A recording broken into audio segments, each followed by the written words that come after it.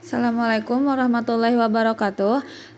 Kami dari kelompok 5 yang beranggota Siti Nurrohmat, Wafa Alfuzia, dan Zakiyah Nur Amalia akan mempresentasikan tentang ilmu pengetahuan.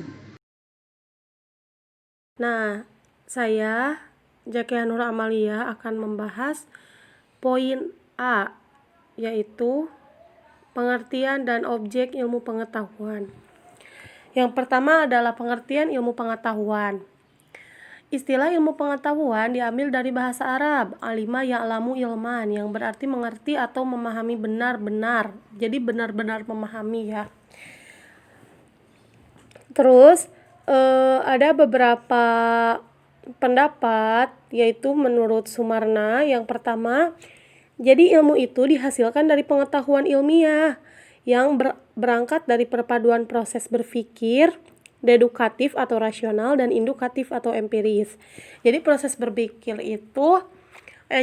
berpikir inilah yang membedakan antara ilmu dan pengetahuan.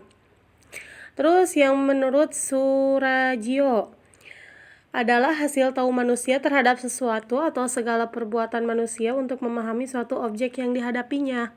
Namun, manusia tidak dapat menuntut bahwa memperoleh sesuatu itu berarti sudah jelas kebenarannya. Karena boleh jadi ya sesuatu itu emang kebetulan saja gitu benarnya. Terus, yang ketiga ada menurut Susanto. Jadi kalau menurut Susanto, apa yang kita peroleh itu adalah ilmu, dan apa yang kita kaji itu adalah ilmu, Apa yang kita kaji itu adalah ilmu, dan yang kita peroleh adalah ilmu pengetahuan. Jadi itu perbedaan antara ilmu dan ilmu pengetahuan.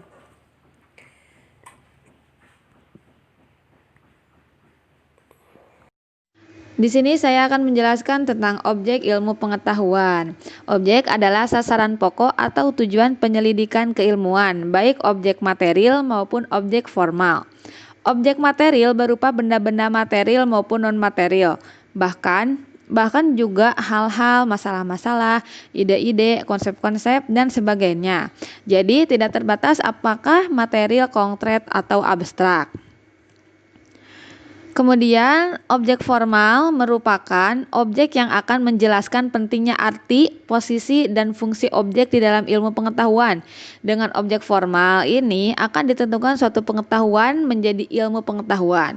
Selanjutnya, ia menentukan jenis ilmu pengetahuan yang tergolong bidang studi apa dan sifat ilmu pengetahuan yang tergolong kuantitatif atau kualitatif. Saya akan membahas poin B. Yang pertama, persyaratan ilmu pengetahuan.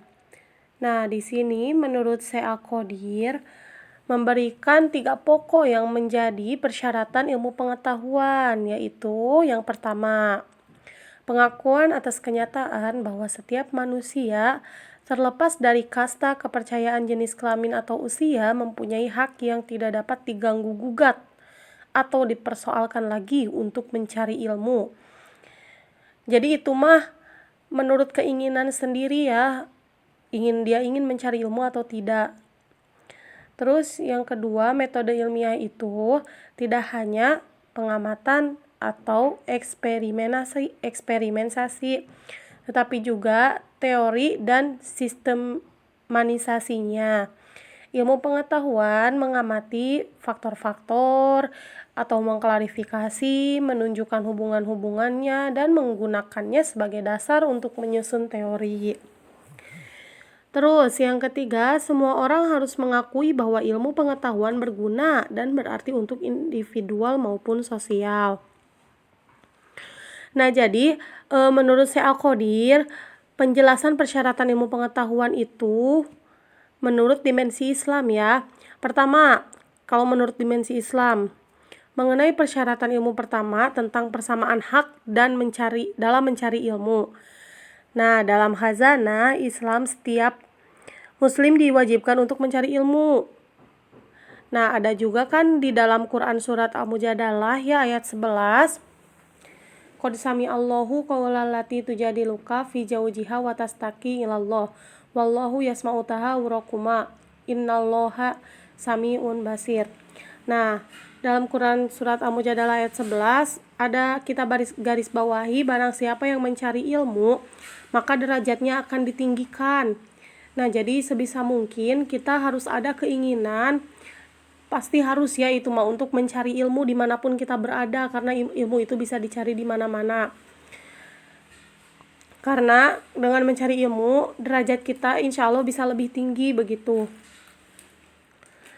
Terus yang kedua, mengenai persyaratan ilmu yang berkenaan dengan pengamatan atau eksperimentasi, dapat disaksikan bahwa manusia sejak awalnya sudah mulai mengamati terbit tenggelamnya matahari, silih bergantinya siang dan malam, perubahan musim, musim hujan dan kemarau, lahir dan matinya manusia dan sebagainya, yang semuanya menuntut kepada kematangan akal manusia agar dapat menafsirkan fenomena-fenomena itu dan menyusunnya menjadi sebuah teori dan kesimpulan. Nah, yang ketiga, mengenai persyaratan pentingnya pengetahuan ilmu dan kesahihan pengamatan indrawi, sejalan dengan persyaratan kedua di mana Al-Quran menganjurkan pentingnya menafsirkan fenomena-fenomena alam yang terjadi ke dalam sebuah kesimpulan atau teori ya, yang tadi kita dapat menganalisis semua peristiwa yang dapat disaksikan untuk dipikirkan. Maka pada persyaratan ketiga ini Al-Quran menganjurkan pembacanya agar alam semesta ini diteliti dengan seksama untuk menyingkap rahasia-rahasianya. Begitu ya. Misalnya contohnya seperti yang itu laut dan danau, itu yang air asin dan air tawar itu kan ada di dalam Al-Quran ya. Saya lupa lagi itunya, suratnya nanti kita kaji bersama-sama. Ada di dalam Al-Quran dan memang ada gitu di sebuah negara. Kalian bisa searching aja ya di YouTube ya, air laut dan air danau menyatu. Nah, terus oleh karena itu Al-Quran sangat menghargai adanya kegiatan ilmiah.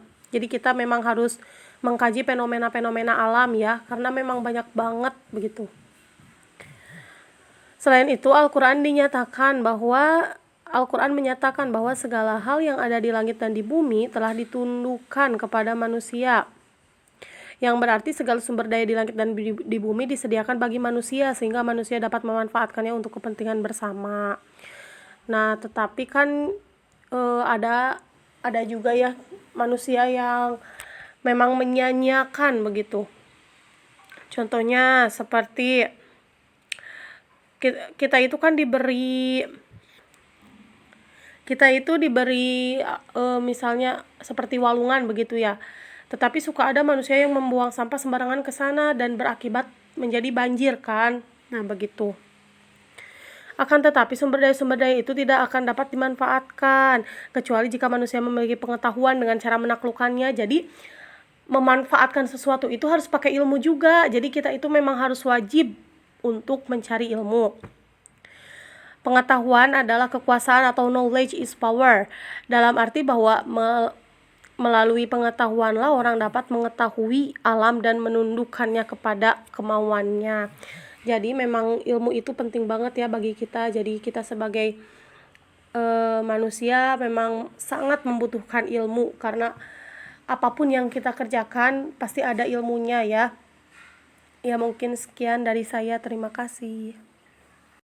Di sini saya akan menjelaskan tentang metode ilmu pengetahuan. Yang dimaksud dengan metode adalah suatu cara untuk mendapatkan ilmu pengetahuan yang benar. Metode merupakan cara-cara penyelidikan yang bersifat keilmuan, sering juga disebut dengan metode ilmiah. Metode sangat perlu agar tujuan keilmuan yang berupa kebenaran objektif dan dapat dibuktikan bisa tercapai. Dengan metode ilmiah, kedudukan pengetahuan berubah menjadi ilmu pengetahuan, yaitu menjadi lebih khusus dan terbatas lingkup studinya. Seperti contohnya, ilmu pengetahuan sosial itu mencakup segalanya. Di dalam ilmu pengetahuan sosial terdapat bidang-bidang seperti bidang ekonomi, bidang geografi, dan bidang sejarah.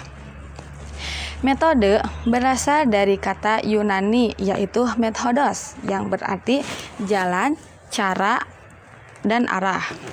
Jadi, metode adalah cara bertindak menurut aturan tertentu dan tujuan agar aktivitas dapat terlaksana secara rasional dan terarah supaya dapat mencapai hasil yang sebaik-baiknya.